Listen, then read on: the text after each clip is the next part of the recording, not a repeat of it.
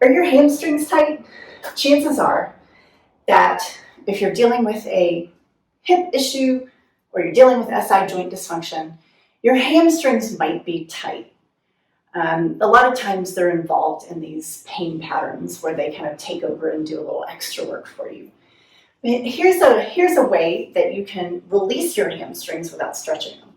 We're going to come into a forward fold to begin. You want to bend your knees, you want to place your ribs, you want to actually rest your ribs on your thighs and let your head drop. You want all 10 toes turning forward and your knees slightly pressing apart. You kind of just want to sense that there's no stretch in your hamstrings.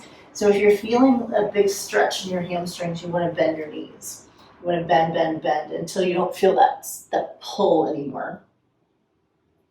All right, now we're going to come out of this. We're going to exhale and lift up. Lead with your heart. So here's the exercise, and here's why, if you've ever stretched your hamstrings like, I'm going to stretch them out today. And then you wake up the next day, and they're tighter than they were before, right? So we don't really get the release that we're looking for. We just get a stretch and then more tightness.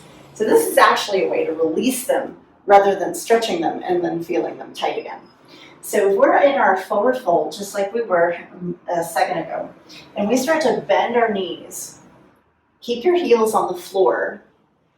So your squat might be a little bit higher, your butt might be off the floor a little bit more. But what you want to do is kind of come between a squat and a forward fold. And again, you don't have to have straight legs in forward fold.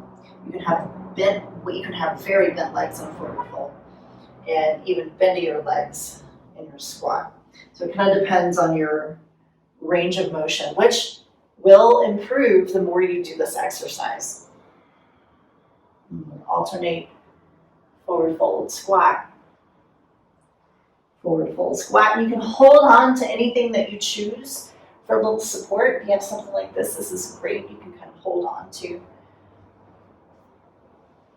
something. Make sure that your knees don't come in toward each other on the squat, and make sure they don't come in toward each other on your forward fold. We're going to keep the knees safe while we're here. Now, we're going to go into a forward fold again and see if your hamstrings didn't release. And we'll come up.